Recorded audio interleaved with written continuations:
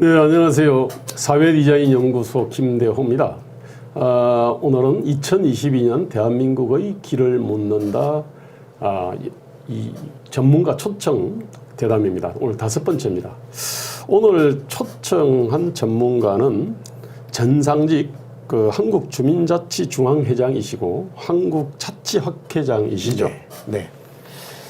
이름부터가 이 주민자치와 그다음에 지방자치에 대해 가지고 정말 자타가 어떤 공인하는 전문가이면서 동시에 어떤 운동가이시고. 네. 그래서 먼저 지방자치라는 얘기는 뭐 많이 합니다만은 사실은 주민자치라는 얘기는 그렇게 많지 하는 얘기는 아닙니다, 이게. 네, 그렇죠. 근데 이제 딱 직함에 이렇게 네, 주민자치 중앙회장 이렇게 네. 하셨지 않습니까? 네. 그래서 먼저 그 지방자치와 주민자치의 관계에 대해서 좀 설명을 좀 부탁드립니다. 예. 원래 그 지방자치는 네.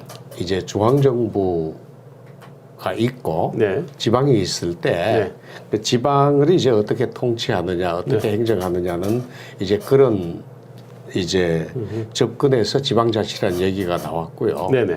지방자치의 속성을 보면 네. 단체자치 속성이 있고 네. 주민자치 속성이 있습니다. 네네네. 그러니까 지방자치단체를 국가가 지배를 하고 다 통치를 하고 이제 지방자치단체는 국가에 종속되어 있는 기관일 경우는 단체자치가 되고요. 네. 이 지방자치단체가 주민에 의해서 통제를 받을 때는 바로 주민자치적인 속성을 가지게 됩니다. 근데 우리도 주민에 의한 통제 메커니즘은 지방선거라는 게 있고 지방의회가 있긴 있지 않습니까? 네. 그죠? 네. 그러면은 뭐 지방자치하고 주민자치가 이렇게 그 지방선거와 지방의회에 의해 가지고 하나로 이게 통합이 이제 되는 것처럼 느껴지는데, 근데 왜 굳이 지방자치가 아닌 주민자치라는 걸 그렇게 이제 강조하시면서 그렇게 운동을 해 오셨습니까? 현재 이제 지방자치는 단체장 선거를 하고 이제 의회 선거를 합니다. 그렇습니다. 그러니까 간접 민주주의입니다. 이게 지금 2022년 6월 1일 날 지금 지방선거가 있잖아요. 그죠? 네네네. 자치단체장 뽑고 그리고 지방의회 의원 뽑고 그다음에 교육감도 여전히 뽑죠. 네네. 이게 지금 대선에 가려져 있어서 3월 9일 대선에 가려져 있어서 그렇지 이게 어마어마한 선거지 않습니까? 네, 엄청 큰 선거입니다. 예. 네, 하여튼 뭐 그것도 있고 하니까 좀 그 부분에 대해서 좀 자세히 좀 설명 좀 부탁드립니다. 실제 그 현재 한국의 지방자치단체는 그 간접 민주주의 중에서도 아주 최소한의 민주주의만 작동하고 있습니다. 아, 네네. 주민들이 이제 그 시군구 행정에 그 이제 개입할 수 있는 방법도 적고 이제 기회도 많지가 않습니다. 또 직접 민주주의적인 요소를 이제는 좀 강화할 필요가 있게 됐습니다. 다음번 이제 단체장 선거할 때는 어떻게 보면 단체장의 소신을 펼치는 것도 중요합니다만 주민들의 뜻을 어떻게 살펴서 이제 직접 민주제가 이루어질 수 있도록 하는가 이 부분이 이제 주요 관점이 될 것 같습니다. 그렇게 봐야 될 것 같습니다. 근데 현재로서는 뭐 제도적으로 이게 직접 민주주의가 이렇게 가능한 구조는 별로 없잖아요. 우리가 가장 가까운 기억은 그때 오세훈 시장이 시장직 걸고 그래서 주민투표 한 적이 있지 않습니까? 그죠? 근데 그 주민투표 어떤 그 개표 요건 그게 아마 그게 33%가 그렇지 않아요? 그걸 갖다가 이제 그 충족 못해서 이제 그 못한 거잖아요. 그리고 그 자체에 대해서도 여러 가지 어떤 이 좋지 않은 그런 어떤 시도 자체를 높이 평가하는 사람을 별로 본 적이 없거든요. 실제 그 주민 소환, 주민 발안, 주민 투표 이 세 가지가 현실적으로 성립되기는 상당히 어렵게 되도록 막 요건을 강화해 놨습니다. 그 한국이 그런 겁니까? 아니면 다른 나라는 어떤 데 한국이 특히 어렵습니다. 한국이 그렇게 어렵습니까? 아하.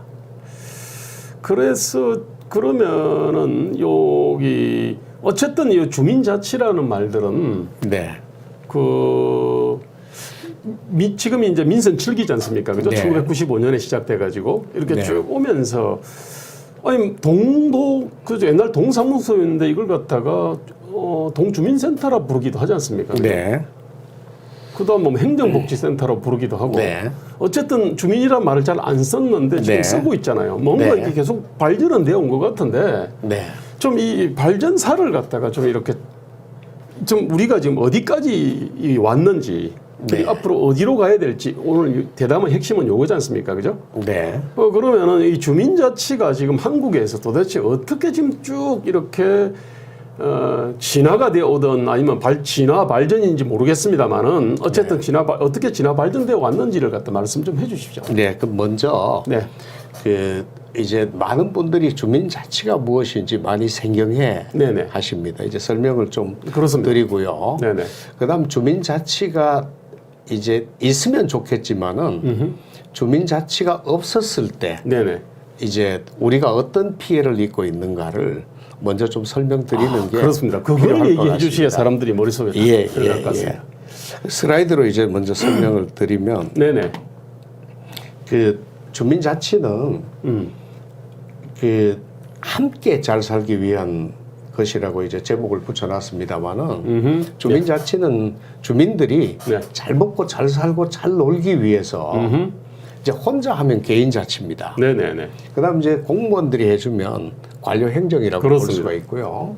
그러니까 이웃과 함께 네. 마을이 함께 할 때 이제 주민자치라고 합니다. 네네네. 그런데 이제 이때 주민들이 이웃과 함께 이제 마을 사람들이 이웃과 함께 할 때 저 때는 혼자 개인이 하는 것과는 다르게 필요 조건도 있고 충분 조건도 네. 있어야 성립이 됩니다. 네네네. 그 부분이 알겠습니다. 지금 이제 우리는 거의 갖춰지지 않았다고 보고요. 이렇습니다. 제가 보기에는 그 이제 주민자치의 충분 조건은 이제 주민들이 그 내가 살고 있는 구역을 내 마을로 먼저 승인을 해야 됩니다. 네. 내하고 같이 살고 있는 주민들을 이웃이라고 승인을 해야 됩니다. 그다음 마을 일들을 내 일로 승인을 해야 됩니다. 그렇게 네네. 해서 내 일로 자발적으로 자율적으로 할 때 주민자치가 이루어집니다. 그럼 아파트화라는 거는 상당히 일단은 네. 좀 좋지 않은 조건은 맞네요. 예. 알겠습니다. 그래서 이제 아파트 쪽에 이제 한번 살펴보러 들어가 보면 이렇습니다. 지금 이제 우리나라는 서구가 300년 성장했던 네. 것을 일본이 100년 만에 이루었다면 우리는 30년 만에 했습니다. 네. 네네네. 압축 성장한 겁니다. 그렇습니다. 양적 성장했습니다. 네네.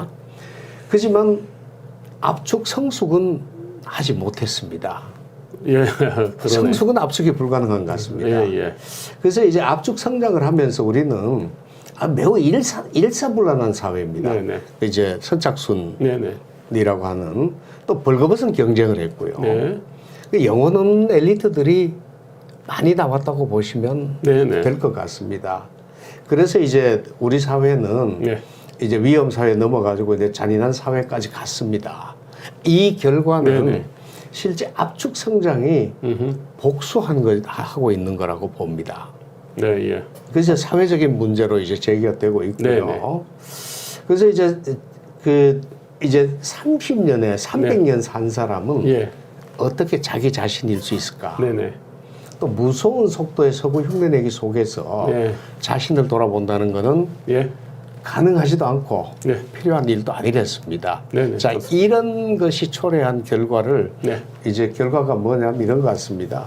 우리 이제 선택과 집중을 했습니다. 경제 성장하면서 그 국가는 경제 개발을 선택하고 네. 시장은 공업에 집중하면서 네. 지역 사회나 공동체는 선택에서 제외를 해버렸습니다.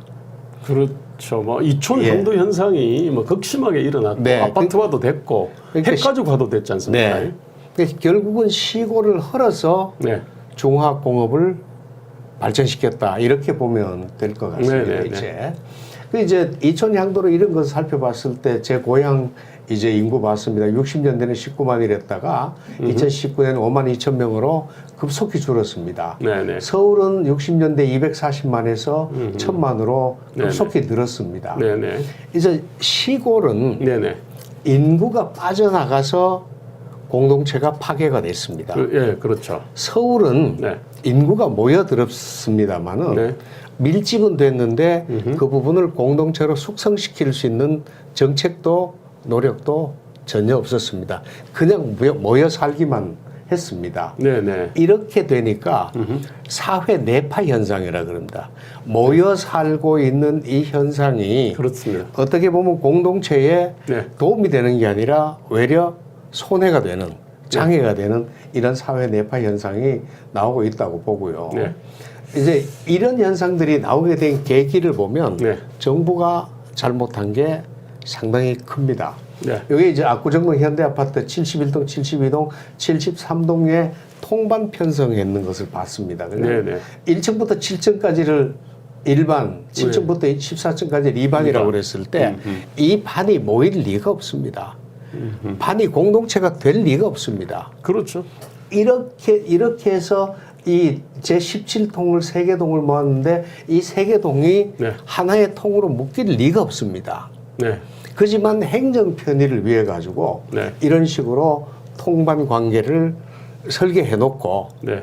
그냥 통반으로 행정이 점유하고 있으면서 이게 공동체로 숙성시킬 수 있는 정책은 전혀 없이 방치해 버린 겁니다. 그렇죠. 공동체는 안 되는데 뭔가 전달은 할 수 있겠네요. 저렇게 하면 이제 고지서 전달 정도는 고지서 가능합니다. 맞습니다. 예. 네.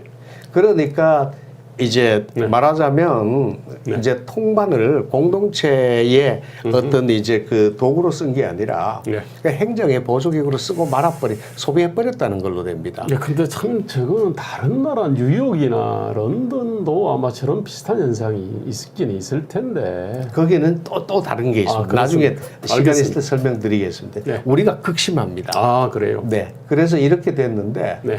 지금 현재 한국이 이렇습니다. 이제 총 2천만 호 중에서 아파트가 63%입니다. 이 아파트는 공적 냉소라 그럽니다. 네. 사적 정열이 지배하는 사회입니다. 그렇죠. 예. 네. 이제 이게 왜 이렇게 됐냐면 아파트 건설할 때 전적으로 개인이 비용 부담을 다 했습니다. 네네. 조경도 상수도 네네. 도로도 다 부담하고 공공시설까지도 심지어는 개인들이 다 부담했습니다. 뭐 놀이터라든지 뭐 예. 이런 것들도 다. 정부는 아무것도 하지 않았습니다. 네네. 그러니까 공공성이 매우 빈약하게 되어 있습니다. 네네. 또 사회성도 매우 빈약하게 되어 있습니다. 그렇죠. 이래서 이제 이런 여건이 되니까 아파트는 이웃을 타자화하고요. 네. 주거를 은신처화시키는 이런 현상으로 나타나고 있습니다. 그게 이제 사람들은 그냥 당연히 그냥 원래 저렇게 사는 거다라고 네, 생각하죠. 지금 이제 그렇게 굳어져 있습니다. 네네. 이제 이 폐쇄적인 이 현상을 우리가 이기주의라고 나무랄 수 있을까? 네. 저는 나무랄 수 없다고 봅니다. 네. 이제 압축 성장에 네. 그 처절한 복수가 이렇게 왔으니 네네. 이거 이제 어떻게 할 것인가 압축 해법이 요청되는 이 상황입니다. 네네. 이제 이 상황에서 네네. 이제 우리가 어떻게 해야 될 거냐는 것을 이제 한번 살펴봐야 될 때가 됐습니다. 아, 근데 지금 말씀하시는 거 보면 저게 이제 그 몇십 년, 1960년, 70년대부터 80년대도 아마 이제 저런 어떤 뭐 핵가족화, 이촌 향도에 따른 어떤 이 고립화, 고독화, 핵가족화, 아파트화 이제 그런 문제는 제기되어 왔었거든요. 네. 그러면서 지금은 이제 그것들이 그야말로 이제 일상화된 거고요. 네. 뭐 당연히 그냥 이게 현대 사회 아니냐. 네. 그래서 이건 어쩔 수 없는 어떤 그런 생각을 한 거고요. 숙명으로 받아들이는 거죠. 그러면서 이제 인터넷 시대가 이제 되니까 네. 뭐 이러저러한 어떤 카페 있지 않습니까? 네. 그 카페에서 시작해가지고요. 그 다음에 SNS를 통해서 카톡방으로 또 연결이 됐고요. 네. 지금은 뭐 메타버스다 뭐다 하면서 그것들이 점점 좀 더 강화되는 어떤 추세인데. 네. 자, 어떤 문제는지 알겠습니다. 이제 여기에 대한 우리 전상규 회장님의 어떤 그 이제 진단은 어느 정도, 이게 현상만 어느 정도 공유가 됐고요. 네. 도대체 이거를 어떤 식으로 이제 풀어야 될 거냐.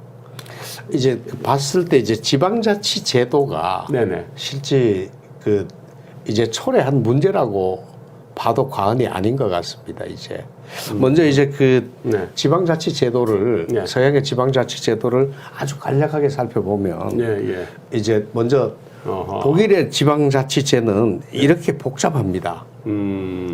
우리보다 훨씬 더 복잡하게 개마인대가 저게 공동체란 뜻이거든요. 개마인대. 그렇죠. 네.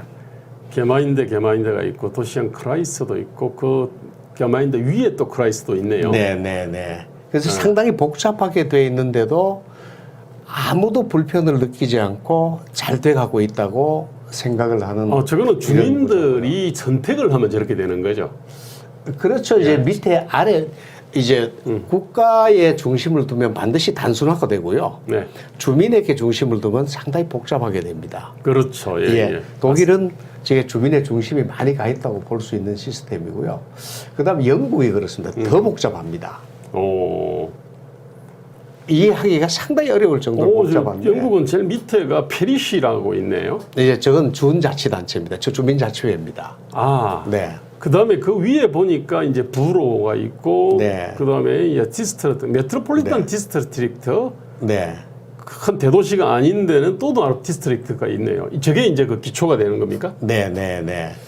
이제 이렇게 이제 영국이나 독일은 상당히 이제 행정 체계가 복잡합니다. 근데 한국은 시도, 시군구, 읍면동, 통리, 반 이렇게 있는데 가장 중요한 게 시도는 근데 시도지사 선거합니다. 의회 선거합니다. 그렇습니다. 시군구도 장 선거하고 의회 선거합니다. 근데 읍면동은 읍면동장은 시군구 장이 임명하고 말아버립니다. 그렇죠.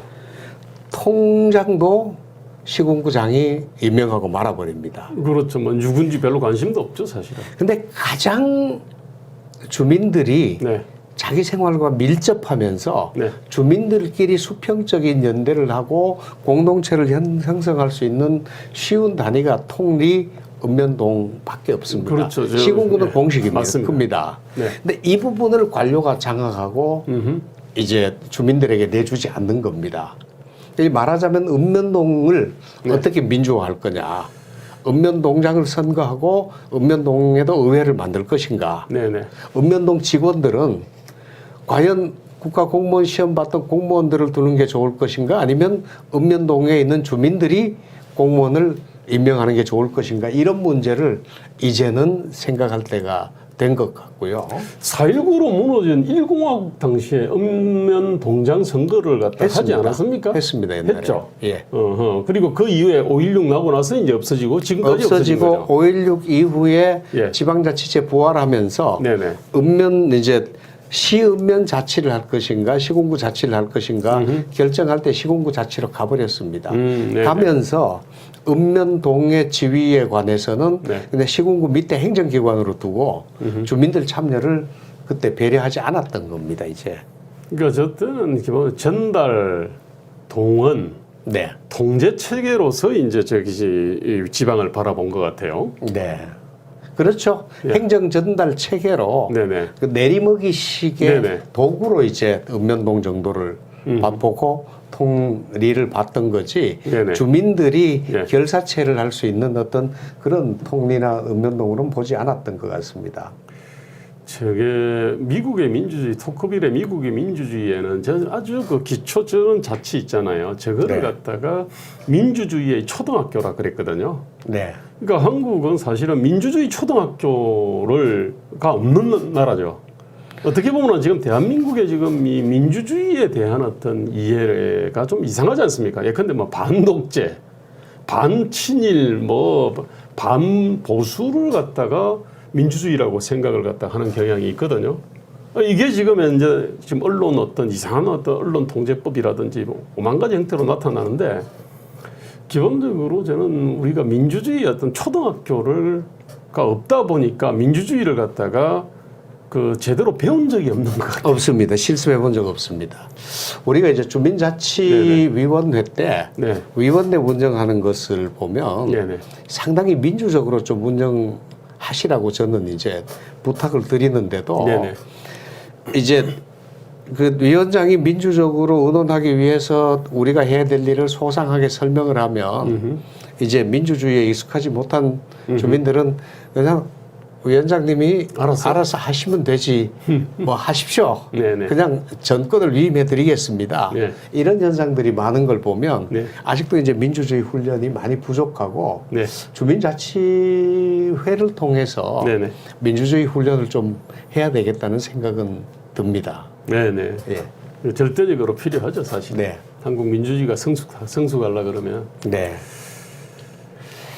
우리는 그러면 그냥 뭐 한 사람 그냥 뽑아가지고 대통령이나 단체장한테 그냥 뽑아가지고 그 사람한테 모든 거를 갖다가 몰아주고 그리고 나서 그 사람이 뭐 잘해라고 청원을 하거나 아니면 이렇게 피켓팅을 하면서 욕을 하거나 지금 우리가 지금 그렇게 돼 있는 거죠 지금. 그러니까 말하자면 이제 그 주민들이 생산자 입장에 서서 생산을 해보면 이제 공공을 생산해 보면 어떤 어려움이 있는지 이웃에 관한 이해도 들고 처지도 헤아릴 수 있는데 소비자 입장이 되면 상당히 비판성만 강해지고 공격성만 더 강해지는 경향이 있습니다.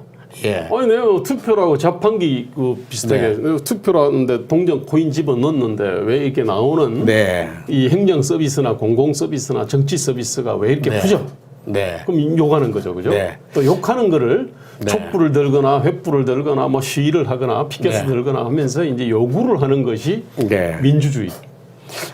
제가 봤을 때는 그래서 자치라는 것은 소비를 하는 게 아니라 생산을 하는 거기 때문에 생산 과정에 참여를 하는 거기 때문에 정부는 이 자치 시스템을 많이 만들어주고 많이 지원하면 할수록 저는 민주주의는 더 심화가 되고 민주주의가 발전되고 그로 인해서 주민들의 인격도 향상된다고 보거든요. 그래서 이제 주민자치를 평생의 업으로 지금 하고 있는 겁니다, 이제. 근데 이제 그 행정 서비스나 공공 서비스를 생산하려 그러면은 어쨌든 이제 자본, 기술, 노동, 뭐 토지 이런 것이 들 거 아닙니까? 있습니다. 예, 필요합니다. 그러면 그런 거를 갖다가 이제 스스로 출입을 갖다가 그 하거나 아니면 일정한 조건으로 우리가 낸 세금에서 좀 돌려받아 가지고 지원을 받거나 그리고 뭔가 자율적으로 이렇게 결정을 할 수 있어야 될 거 아닙니까? 그죠? 이거는 외주 줄 거, 이거는 우리가 직접 생산할 거, 뭐 등등등.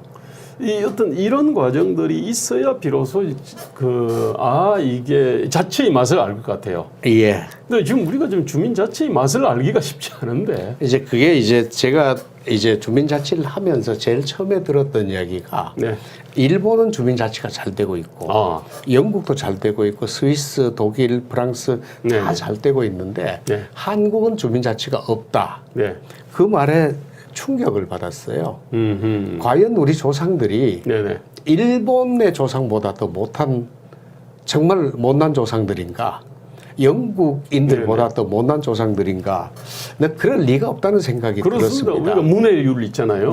이게 굉장히 상대적으로 높았고 어쨌든 간에 그 공부를 갖다가 잘하는 사람, 글을 잘 아는 사람이 위로 올라가는 어떤 메커니즘이었기 때문에 딴 데보다 지적으로 결코 떨어질 리는 없거든요. 조선시대라 하더라도.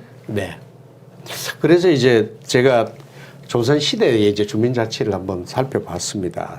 슬라이드 보면 이제 그 위에 이제 향락의 4대 덕목이 있습니다. 저거 우리 국사교 갔은지 모르겠습니다만은 그게 나왔거든요. 덕업상권. 시험 볼 때 매일 보셨을 겁니다. 맞습니다. 다 외웠을 상교 맞습니다. 예속상교, 환난상효 딱 4개. 오지선단 문제 내기도 좋네. 그 여시향락에 나오는 내용입니다. 그렇구나. 근데 이제 저 여시향락을 그 이제 조선이 이제 그 중종 때 도입을 합니다. 그 김한국이라는 이제 관찰사가 여시향락 이제 이제 은에 만들어 가지고 이제 깔면서 이제 도입을 하는데. 여시향락은 지금 중국. 중국에 여기 써놨습니다. 여시향락은 남전여시 집성촌에서 만들어진 거고요. 종친들 간의 관계를 규정하는 거고요. 그 공동체를 지향을 했습니다. 그래서 수평적 관계가 중심이 되어 있었습니다. 그렇겠죠. 그러니까 종친들 간의 관계니까.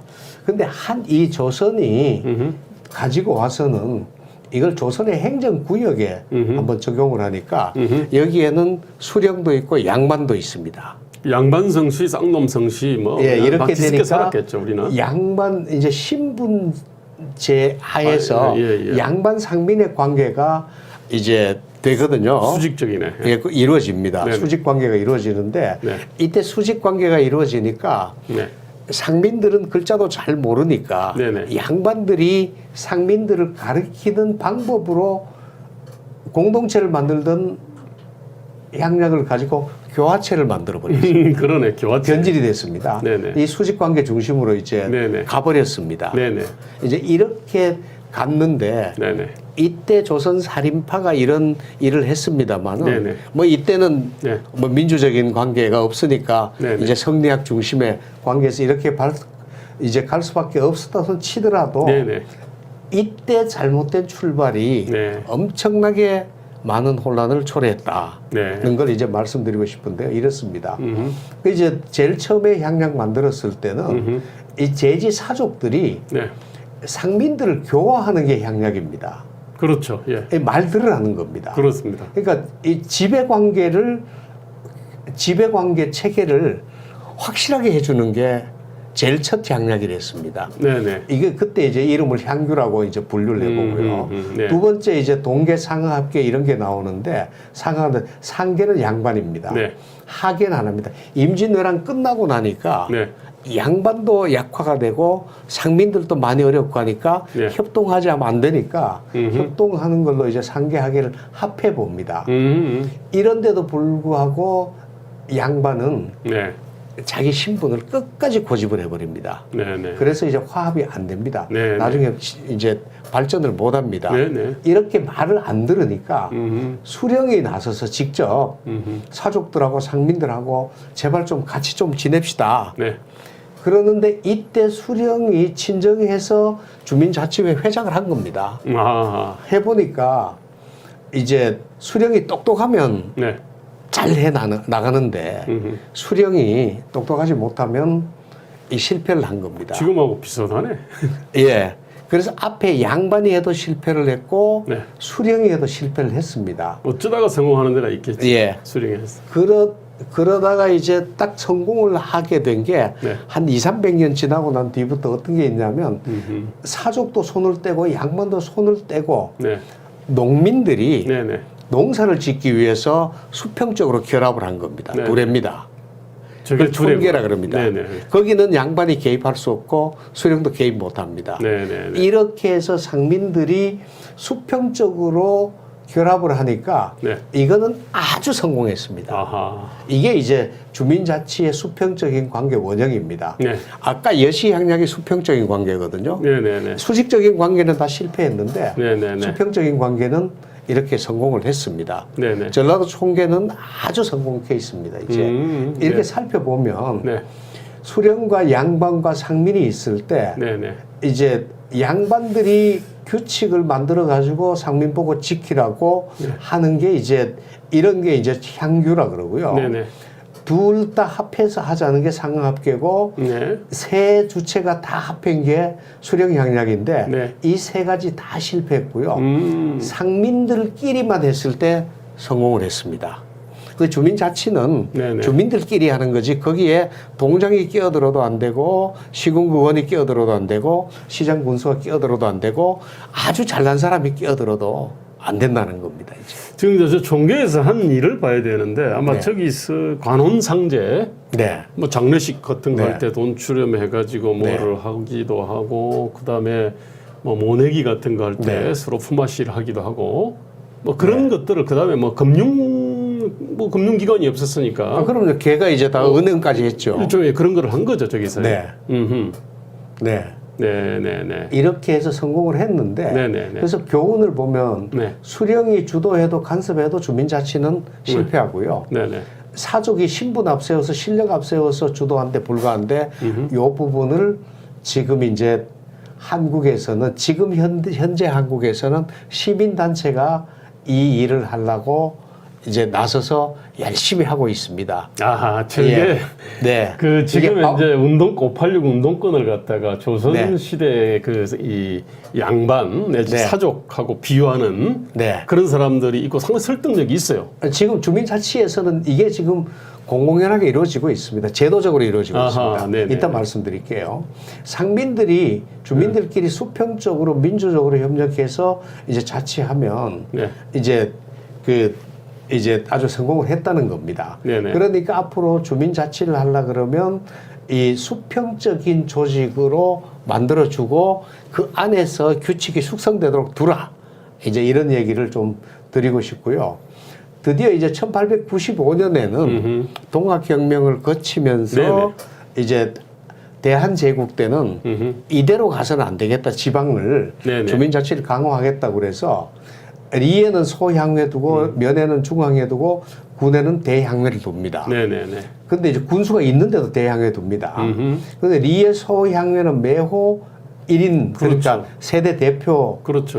모여가지고 소향회를 만들고 회장을 주민들이 직선합니다. 네네네. 이 소향회 세 사람이 모여가지고 중향회를 만드는데 이때 이제 중향회도 회장을 따로 뽑습니다. 이제 네네네. 그 대향회도 마찬가지입니다. 이제 네. 이때 군수와 네. 이 향회는 동등한 권리를 가집니다. 음흠. 그 만에 이 재밌는 게 네네. 이 향회가 의결했는 걸 군수가 거부할 수 있습니다. 네네. 1차 거부하면 2차 제의하면 아하. 2차 거부할 수 있습니다. 네네. 그럼 3차 결의해서 보내면 네네. 군수는 거부를 할 수 있는 게 아니라 관찰사한테 물어봐야 됩니다. 네네. 거부를 못 합니다. 자, 이런 정도로 민을 이제 앞세웠던 제도가 있었는데 일제가 다 없애버렸습니다. 예, 일제가 이제 다 없애서 이제 네네. 지금은 없어진 겁니다. 이제 그 뒤에 이제 암흑기가 오는데 네네. 김대중 대통령 때까지는 주민자치라는 얘기가 네네. 나타나지 않습니다. 이제. 네네네. 아까 훈이야님이 뭐 자꾸 조선 얘기하니까 뭐 조선으로 돌아가자는 뭐 소리로 들린다 그러는데 아, 조선을 교훈 삼는 거죠? 그렇습니다. 아니 방금 어쨌든 네. 수평적 관계라고 하는 게요. 네. 이게 일종의 글로벌 스탠다드잖아요. 그 맞습니다. 예. 미국이나 영국이나 뭐 네. 유럽, 독일이나 네. 스위스나 이런 것들 다 그런 거거든요. 그렇게 하자는 거는 조선으로 가자는 얘기가 아니고 네. 글로벌 스탠다드로 이렇게 네. 돌아가자. 그러니까 그런 얘기입니다. 토크빌이 네네. 프랑스 귀족이지 않습니까? 네네. 가서 봤을 때 미국의 민주주의는 수평적인 관계로 네. 이루어지니까 발전하더라는 겁니다. 프랑스는 신분제가 있으니까 어느 지역을 묶으면 반드시 우리가 양반 쌍놈 있듯이 네네. 그런 차별들이 좀 있었습니다. 네네네. 예. 저 뭐 쭉 그 주요 채팅들이 쭉 올라오는데 예. 뭐 내 이웃에 누가 사는지 안 궁금하다. 뭐 사실 뭐 이해하죠. 네, 그럼요. 지금은 그렇습니다. 지금도 그렇습니다. 근데 이제 저 얘기를 받아서 말씀드리면 네네. 저는 이제 평상시에 주장하는 게 네. 집 안에 있는 것보다 집 밖에 나오는 게 더 재미가 있어야 주민자치 성공합니다. 그렇습니다. 예. 내가 혼자 있는 것보다가 이웃하고 같이 있으면 더 재밌어야 됩니다. 그렇습니다. 그 이제 어떻게 만들 거냐는 게 이제 저희 숙제인데 네네. 아직까지 완성 못 하고 있습니다. 어쨌든 자 얘기 네. 쭉 그 진행을 시켜 보시죠. 예. 예.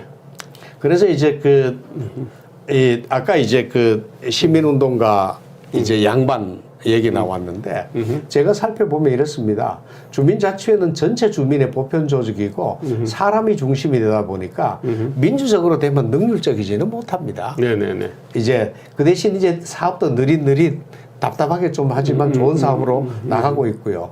시민운동 단체는 소수운동가의 조직이다 보니까 그렇죠. 사업 중심이고 아주 잘합니다. 뭐 저거 뭐예요? 그 예. 위안부 소녀상 뭐 아주 이런 거 유능합니다. 하고 예. 무슨 뭐 반일 캠페인 네. 하고 뭐 환경 어쩌고저쩌고 하면서 그런데- 성전탑 반대하고 뭐 이런 것들이 네. 앞에는 친목 생활 조직이고 네. 이거는 과업 조직입니다. 그렇습니다. 이 두 개는 대립적입니다. 네네. 이 두 개를 합해 놔버리면 네. 조선 때 양반과 상민을 합해 놓는 거나 전혀 다를 바가 없습니다. 그렇죠. 이제. 서족이 상민들, 평민들을 네. 지배하는 네. 교화하고 지배하는 그래서 이제 조직이 되겠네. 이 시민운동 단체가 그렇다고 필요 없는 건 아니고 필요한데 네네네. 주민자치회 내부에 있으면 내부에서 네. 주민자치회 통제를 받고 네. 주민자치회에 이제 그 안에서 테두리 안에서 이런 데서 하면 기여를 할 수 있는데 네. 상부 구조에 이제 정치 네네. 단체장과 함께 해가지고 네네. 상부 구조에 위치하면 이 자체를 다 느슨하고 편안하고 이게 친목을 위주로 하는 이 단체 자체가 없어져 버립니다. 제 바로 저런 게 조선의 부활이에요. 조선으로 네. 복고 돌아가는 건데 네. 저희는 그거에 대해서 우리 전 회장님은 결사 반대하지 않습니까? 조선으로 돌아가면 안 된다. 이거 조선 돌아가는 건 반대입니다. 무조건 반대입니다. 저 조선의 폐해를 너무나 잘 알아요. 네, 자, 이렇게 돼 시민운동과 주민자치 놓고 봤을 때 네, 이 양립하기는 어렵다. 네네. 전혀 다른 다 협동할 수 있는 그 구조는 필요한데 네네, 지금 좋습니다. 현재는 잘못되고 있다. 네. 그래서 이제 자, 드디어 이제 박은순의 지금 중요 사업 중에 하나가 마을 공동체 사업이었지 않습니까? 네, 네, 오늘 이제 거기에 대해서 오늘 드디어 이제 조선에서 이제 박은순으로 내려왔습니다. 예. 그 예. 이제 박원순 시장의 네네. 그 마을 공동체나 주민자치 정책의 가장 중요한 대목은 뭐냐면 네. 주민자치회의 설치 및 운영에 관해서 네. 민간 위탁할 수 있다는 겁니다. 네네. 마을 공동체도 민간 위탁할 수 있다는 겁니다. 이제. 그래서 이제 이 슬라이드를 보면 네네. 이제 조례가 네. 행재정적 지원을 민간 위탁할 수 있도록 허용을 해버렸습니다. 네네. 그렇게 하니까 동자치지원관이라는 제도를 만들어 가지고 네. 이제 시민 이제 자치구는 마자센터인데 마을자치지원센터에다 위탁을 해버립니다. 네. 주민자치를. 네네. 그다음에 서울특별시는 마을공동체지원센터를 이제 시민단체 다시 위탁을 해버립니다. 자, 이렇게 세 개를 위탁을 해버리니까 주민들이 주도하는 게 아니라 이 위탁받은 시민단체들이 주도를 해버립니다. 바로 이게 딱 그냥 조선의 부활이네, 저게. 그렇습니다. 이제 주민은 아이고. 수평적으로 이루어야 될 자치를 네네. 수직적으로 내리먹이식으로 네네. 끌고 가는 겁니다. 네, 이제. 알겠습니다. 이러면서 내용은 네. 이제 주민들 생태계를 조성하겠다, 뭐 하겠다 그러는데 네. 9년 동안 했는 거는 제가 보기에는 별로 없는 것 같고요. 네네. 그래서 이렇게 봤을 때 이제 결과적으로는 주민자치가 현장력을 상실해 버립니다. 그렇겠죠. 현장에서 주민들이 참여 안 해버립니다. 주민자치회를 지배하니까 주민자치회가 무력화돼 버립니다. 그렇습니다. 주민들이 안 들어옵니다. 이제 이렇게 돼가 있다는 말씀을 좀 드리고 싶습니다. 수리되면 실제 실태를 네. 보면 네. 서울시 마을공동체종합지원센터, 마을자치지원센터, 동자치지원관 이런 것들을 실제 주민자치 경험은 전혀 없는 단체에다 위탁했습니다. 네네.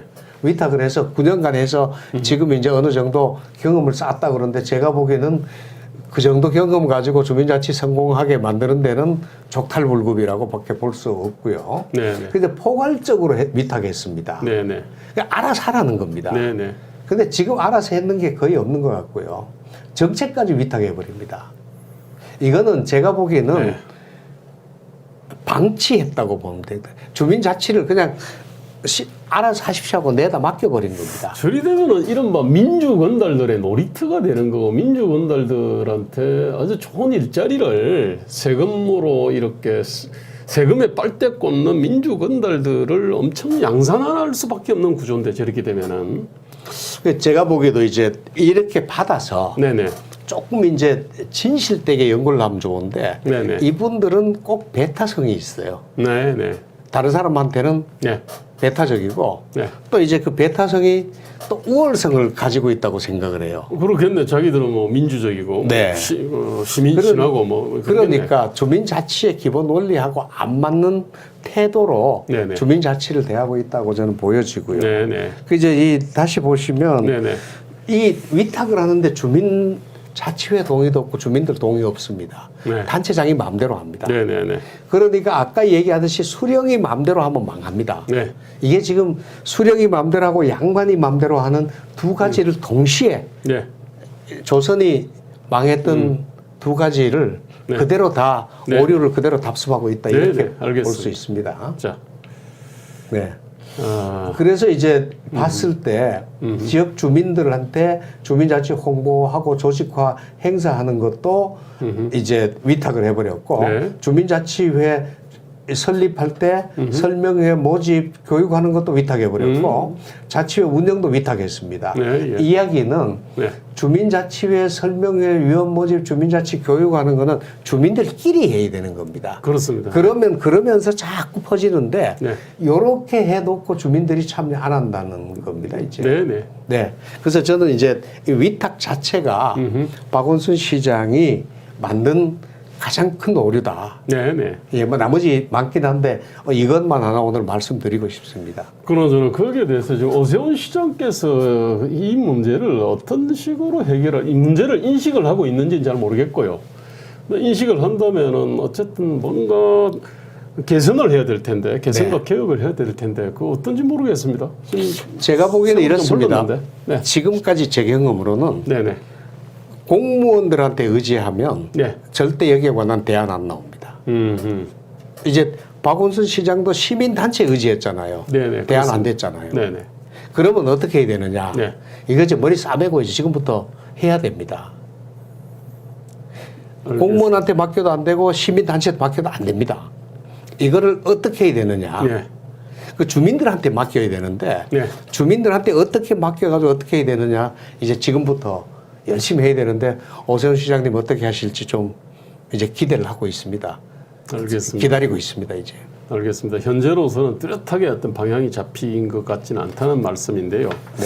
아니, 그런데 그 김영배 의원 등이 성북구청장을 갖다가 3선을 했나 재선을 했나 모르겠는데 어쨌든 김영배 의원 등이 그때 주민자치 기본법 발의를 했지 않습니까? 네, 아직 네. 통과된 건 아니죠. 아닙니다. 근데 이제. 상당히 지금 논란이 많잖아요. 많습니다. 지금 그 부분에 대해 가지고 좀 어떻게 보시는지, 그게 어떤 문제점이 있는지 말씀을 좀 해주시죠. 지난번에 그 한국 이제 정책학회에서 네. 이제 그 이 김영배 네. 의원이 발의한 주민자치 기본법에 관해서 네. 문제가 많다고 이제 약 한 세션에서 발제를 네. 드렸습니다. 이제 네네. 여기서 어떤 문제가 있느냐면요. 네네. 제일 첫 번째 주민자치회는 네.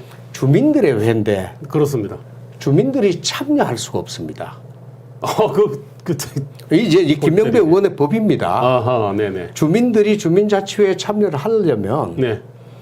추첨을 거쳐야 됩니다. 그것도 50명만 가능합니다. 위원으로. 나머지는 주민자치회에 참여하기 어렵습니다. 네. 그래서 주민자치회에 들어가야 네. 회장도 뽑고 부회장도 뽑고 뭐 거기 회비도 내고 활동도 제대로 할 텐데 지금 주민자치회에는 회원 자체를 없애버리고 위원만 50명 만들어 놓고 그 위원도 추첨을 받아야 들어가게 해버렸습니다. 말하자면 이 이야기는 네. 주민들 보고 주민자치 하지 마라. 주민자치회는 50명만 추첨된 50명만 해라. 네네네. 이 얘기는 네. 주민자치에 필요한 인재도 진입하지 말고 추첨한다는 건 인재 뽑는 제도 아닙니다. 아무나 뽑는 제도입니다. 네네네. 이제 주민자치회는 무기력하게 그냥 가만히 방치시켜버리는 이제 그런 게 김영배 의원님 발의한 주민자치 기본법에 이제 나와 있고요. 네네네. 그런 결과가 나오고요. 네. 그다음에 이제 그렇게 해놓고 네. 읍면동 자치계획을 수립하되 네. 이제 매우 전문성 있게 수립하라고 또 법은 만들어 놨습니다. 누가 합니까? 네. 왜 이러지? 그러고 봤더니만 네네네. 주민자치회 사무국 직원을 네. 공무원으로 보호하는 겁니다. 단체장이 공무원으로 보호하게 되어 있습니다. 그건 속이 뻔히 보이는데. 이러면 이게 관치회지. 그렇죠. 자, 그러면 네. 그렇게 해놓고 그 주민자치회에 네. 어떤 걸 주냐 하면 그 이제 정보 수집권을 줍니다. 네. 주민등록번호나 주소나 네. 전화번호 등 인적 사항들을 네네네. 이제 달라면 정보기관들은 줘야 됩니다. 네네네. 그다음 신원 조회를 또 할 수 있는 권한을 줍니다. 네네네. 자, 이 이야기는 네. 권력기관으로 만들겠다는 얘기입니다. 네네. 주민자치가 이렇게 남의 신원 조회할 이유도 없고요. 네네. 주민자치는 원래 통합입니다. 네네. 잘난 사람도 못난 사람도 다 통합돼야 되는데 네네. 여기서 이런 식으로 이제 하겠다는 거는 이게 주민자치가 아니라 뭘 만들려고 하느냐. 주민자치회는 아닌 것 같다. 네네. 제 생각은 그렇고 그렇습니다. 일부에서 뭐 인민위원회라 근데 저는 거기에 관해서는 언급하지 그 사람들의 의견이니까 언급하지 않겠습니다만은 그런 의심을 충분히 할 수 있게끔 빌미는 제공한 건 사실입니다. 네네. 네.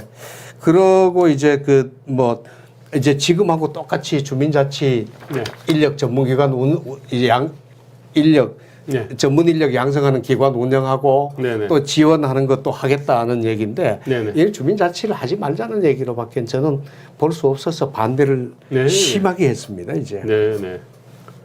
아이고, 그 정말 그 주민자치 기본법의 어떤 뭐 법이라는 것이 그냥 뭐 워낙 방대하고 온통 미사역으로 가득 차 있는데 어쨌든 전 회장님한테 들으니까 그 핵심이 뭔지, 핵심과 본질이 뭔지를 갖다 어느 정도 캐치할 수 있을 것 같습니다. 자, 지금이 또 대선 시즌이지 않습니까? 네. 그 지금 지방자치단체장 출신의 유력 후보들이 홍준표, 그죠? 경남지사를 네. 2번 했죠.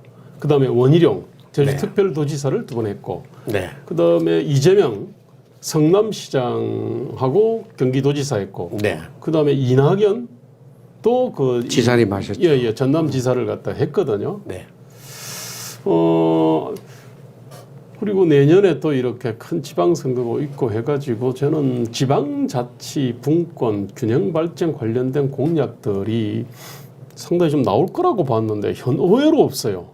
현재로서는 홍준표 의원께서 전국을 40개 내외의 자치단체로 개편해서 지방정부, 중앙정부 2단계 행정조직으로 개편하겠다. 이게 지금 홍준표 후보의 어떤 공약이거든요. 네. 어쨌든 딴 사람들은 별로 내놓은 사람이 없으니까 뭐 이거라도 일단은 이걸 어떻게 보시는지 좀 이렇게 말씀 좀 해주십시오.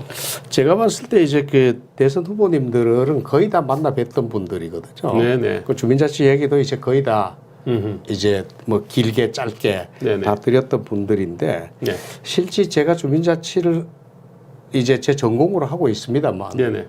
주민자치에 관한 이해를 하기가 상당히 어렵습니다. 현실적인 과제화 시켜야 네. 정치인들은 알겠습니다 하는데 네. 현실적인 정책이나 그 선거 이제 공약으로 탁 포착하기 되기까지는 상당히 시간이 좀 걸린다. 그래서 제가 이제 앞으로 남는 시간 동안에 네네. 계속 하겠다는 생각이 들고요. 네네. 홍 의원님 그 이제 말씀하신 그 이제 40개 네. 이제 시도 17개, 네네. 시군구 226개를 다 합해갖고 40개로 나누자. 네네. 는 이제 이 아주 그냥 시원시원한 공약에는 동의를 하는데 그 시행을 했을 때 네. 문제가 좀 많습니다. 말씀 좀 예. 해주십시오. 왜 그러냐면 네. 이 도라는 개념은 네네. 실제 상당 오래된 역사, 네. 문화, 네. 뭐 이런 것들이 다 깃들어 있습니다. 그렇죠. 이 도를 없앴을 때 네. 우리가 잃는 게 더 많을까요? 이제 얻는 게 더 많을까요? 이제 얻는다면 행정 능률 조금은 얻을 수 있어도 네. 나머지 잃는 게 저는 더 많다고 보고요. 네. 네. 그러면 이제 도나 시군구를 그대로 살려놓자는 얘기냐 그러면 제가 보기에는 도를 살려놓되 그러면 상징성으로만 살려놓을 수도 있고 어떻게 네. 할 수도 있고 네. 여러 가지 방안이 있는데 네. 오로지 국가의 행정 전달 체계로 네. 그 국가 정책을 전달하는 체계로만 생각한다 그러면 네. 유통 구조로만 생각한다면 뭐 간단하게 하는 게 좋습니다. 네. 그렇지만 주민들이 자치적으로 민주적으로 문화도 뭐도 생산해 나가는 구조로 봤을 때는 작을수록 좋고 네. 정교할수록 좋습니다. 아까 영국이나 프랑스 봤습니다만은 네. 저기 민주주의가 발달하니까 행정 체제가 저렇게 복잡하게 되는 겁니다. 자율적으로 하면 그런 거예요. 우리가 이제 예. 뭐 4단, 연대, 네. 중대, 소대 이런 네. 방식으로 쭉 재편을 하면은 뭐 그렇게 되겠죠. 근데 디지털화가 됐기 때문에 네네. 앞으로는 단순화가 효율적이다라는 그런 사고방식은 그건 아닌 것 같은 생각이 듭니다. 네네. 아무리 복잡해도 네네. 디지털은 소통이 빠르기 때문에 네네. 얼마든지 효율적이 될 수 있다는 생각이 듭니다. 네. 그런 의미에서 행정체제 개편은 한번 좀 더 깊이 생각해 보는 게 좋고요. 네네. 그다음에 이제 그거 보다가는 읍면동을 주민들한테 맡기고 통리를 주민들한테 맡기는 네. 국가 독점 행정 체계를 네. 민주화시키는 게 저는 더 시급하다고 봅니다. 근데 그건 어떻게 됩니까? 그러니까 예컨대 큰 아파트 단지들이 있잖아요. 네, 그죠? 네. 그럼 대단위 단지도 있고 아주 작은 소단위 단지도 있지 않습니까? 네. 그죠? 그 자체가 그냥 나름대로의 어떤 그 약간의 공동체 의식은 있어요. 그 네. 아파트 주민들끼리는. 네. 뭐 A동과 B동끼리는 없어도 아파트 단지는 좀 어느 정도 있거든요. 네. 공동 행동도 좀 하지 않습니까? 네. 그러면은 아파트 단지 자체를 원한다 그러면 일률적으로 강제하는 게 아니라 원한다 그러면은 하나의 어떤 마치 읍면동이 통리에 준하는 어떤 이 아까 이 스위스나 독일로 치면 개마인데 네. 네. 네. 또 영국으로 치면 아까 뭐 부로인가 뭐 디스트릭트인가 있었지 않습니까? 그죠? 혹시 그런 페리시, 예. 식으로 운영할 수는 없을까요? 이제 만일 제가 보기에는 공동체로 접근을 한다면 네. 아파트는 동이 가장 기본적인 이제 단위가 되고요. 네, 동. 그다음 동 안에서도 이 아파트 엘리베이터 라인입니다. 네네네. 엘리베이터 라인이 침묵하기는 가장 좋고요. 그래서 그 소통하기 좋고요. 사실은 그래요. 그 라인을 살리는 그 라인을 사회화시키는 어떤 구상이 좀 필요하고요. 그 지금 동 대표는 그렇게 뽑거든요. 그죠? 동은 동 대표를 뽑으니까 네. 동이라는 대표성이 있으니까 네네. 동 차원에서 또 뭔가 할 일을 또 하고요. 네네. 아파트 단지는 네네. 재산도 공유하고 있고 네. 어차피 의사 결정을 해야 될 것들이 많아서 네네. 의사 결정 공동체 요소가 약하지만은 있습니다. 네네. 이런 부분을 네. 이제 의사 결정만 하는 게 아니라 네네. 생활 공동체로 네. 전환시키는 이 작업이 필요한데 네. 국토부는 뭐 옛날에도 몇 번 요청을 했는데 그런 생각이 전혀 없는 것 같고요. 행자부는 거기에 관여할 생각도 없는 것 같고요. 이렇게 이 부분이 사각지대로 돼 있습니다. 네. 그리고 저기 지방으로 가면은 어떤 한 계곡 있잖아요. 좁은 계곡에 딱 옹기종기 마을이 있거나 아니면은 섬 같은 데가 있잖아요. 네. 거긴 그야말로 공동체적 성격이 강하지 않습니까? 그럼요, 그죠? 그럼요. 근데 이제 그런 데가 인구가 뭐 몇십 가구일 수도 있고 또는 뭐 몇백 가구, 몇천 가구도 될 수도 있는데 그런 어떤 인구에 구애받지 않고 거기도 어쨌든 간에 자기들이 자치적으로 잘 먹고 잘 살고 잘 놀고 할 수 있다고 한다면 하겠다 그러면은 그 역시도 어떤 그 자치권을 이렇게 부여를 해서 스스로 뭔가 어떤 공공 서비스를 생산할 수 있도록 그렇게 해야 되겠네요. 그러니까 이제 국가가 제공할 수 없는 서비스들이 실제 있습니다. 네네. 이제 그게 주민자치회는 네. 국가가 할 수 있는 걸 주민자치회가 할 이유는 없고요. 네네. 이제 국가가 해줄 수 없는 사각지대에 있는 서비스들이 사회 서비스가 많습니다. 네네. 이제 그 서비스를 이제 주민자치회의 본령으로 한다 그러면 네. 사업으로 한다 그러면 국가도 그 도와줄 수 있습니다. 도와줘야 됩니다. 또. 저는 그런 생각을 충분히 해요. 가능합니다. 우리가 그 정치 후원금 10만 원 있잖아요. 네. 이거 되돌려 받지 않습니까? 그죠? 네. 그 정치 후원금을 그 정치인한테 이렇게 쏠 수도 있고 정당에도 아마 쏠 수 있을 겁니다. 네. 어차피 돌려받는 돈이에요. 네. 마찬가지로 자치 단체 있지 않습니까? 네. 아니 그거는 뭐 몇백 명짜리 뭐 몇백 명짜리일 수도 있고요. 네. 네. 지금 같은 226개 하고 17개 광역시도 말고 네. 어떤 자발적으로 만들어진 어떤 자치단체가 있으면은 거기에 대해 가지고 예컨대 5만 원이나 10만 원을 갖다가 이렇게 쏘고 그 부분을 갖다가 세액공제로 예컨대 뭐 돌려받는다든지 네. 이것도 충분히 가능할 수 있겠네요. 가능합니다. 그 실제 그 이제 회비를 네. 넣는 데도 많고요. 네네. 그 세목을 주민세 같은 경우는 네. 정부가 세목을 없애버리고 네. 그 주민자치회가 네. 주민세 명목으로 걷도록 해주면 됩니다. 이제 이제 이렇게 하면 되는데 이제 걷어 가지고 주면 국가의 예속이 되고요. 또 강제로 걷으면은 그게 이제 저가 꿀단지가 돼 가지고요. 네. 그거를 갖다가 먹으려고 하는 네. 그런 인간들이 막 득실될 텐데. 그 이제 그 재미있는 게 이제 부과하는 그 제주도는 네. 그 이제 임의로 네. 회비를 걷습니다. 리회, 오호. 회비. 오. 걷는데 회비 납부율 상당히 좋습니다. 어떤 리는 100%, 어떤 데는 70%고 이런데 네. 리세 잘 냅니다. 왜냐하면 리민들이 리의 활동에 동의를 하기 때문에 그렇습니다. 충분히 가치 있다고 생각하거든요. 아하. 그래서 제가 봤을 때 이제 이 슬라이드 좀 이제 보면 이렇습니다. 주민자치를 네. 어떻게 이제 성공시킬 수 있느냐 봤을 때 네네.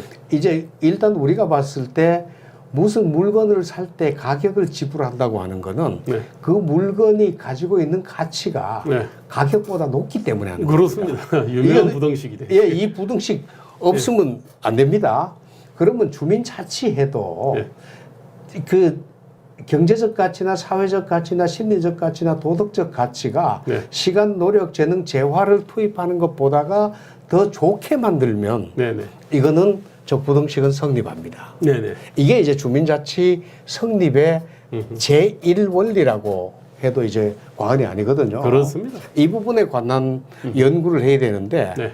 연구가 엄청 많습니다. 오.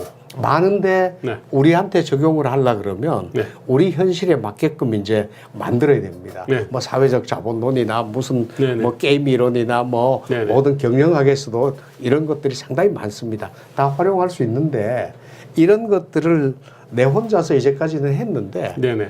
감당하기가 참 많이 힘들어요. 네네. 그래서 이제 어떤 분이라도 나서서 네. 이런 거 이제 좀 이제 하시겠다는 분이 좀 계셨으면 이제 정말 가치 있는 일입니다. 소장님 유능한 사람 한번 좀 모셔주시죠. 알겠습니다. 오늘 거의 마무리 멘트로 하신 것 같은데 아까 그 지방자치 부등식이라고 할 수 있겠네요. 네, 네, 그렇죠. 어쨌든 이제 그럼 경제적 가치, 뭐 심리적 가치, 문화적 가치를 갖다가 이렇게 사실 높여야 네, 네. 이제 이게 사람들이 자발적으로 참여하고 동의하고 아마 돈도 내고 그럴 거니까요. 네. 저는 이번에 6월 1일 날 이제 지방자치단체장 선거가 있을 거고요. 그러면은 어쨌든 간에 그 공약의 핵심은 다 저거 아닙니까? 그죠? 네. 저 부등식에서 뭔가를 네, 갖다가 네. 가치를 높이겠다. 이 네. 얘기인데 아까 나름대로 어떤 개발해 놓은 다양한 아이디어들 네. 우리 축적된 아이디어들이 많다 그랬는데요. 네. 그것들을 갖다가 어느 정도 좀 이렇게 좀 먹여가지고요. 네. 이번에 지방자치단체장이나 지방의원이 되고 싶어하는 분들이 네.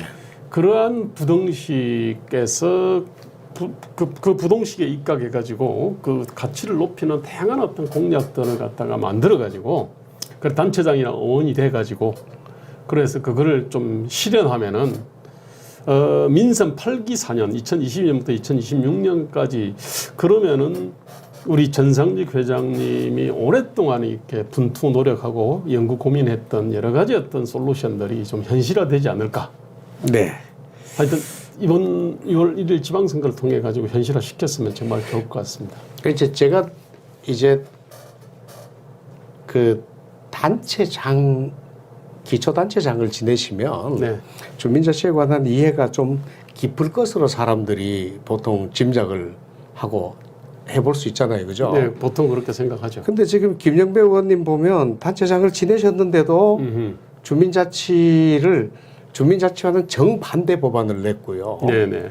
그다음에 이제 그 단체장을 지내신 분들이 만든 법안이 네네. 제가 보기에는 반주민자치적인 법안들이 많습니다. 수령 협약 같은 거구나.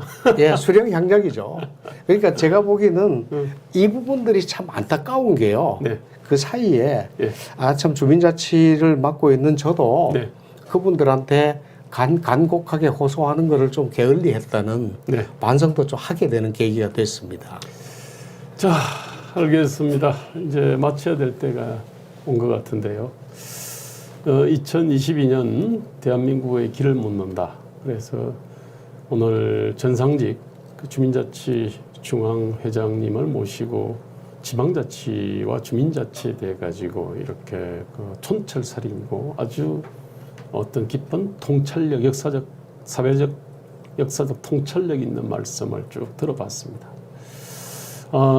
아무래도 지금 시점이 그러하기 때문에 앞으로도 몇 차례에 걸쳐 가지고 아마 꼭 여기서는 초청 못해도 네. 또는 유튜브 강연을 하면서 네. 이렇게 온오프라인 강연하면서 쭉 돌아다실 거 아닙니까, 그죠? 네.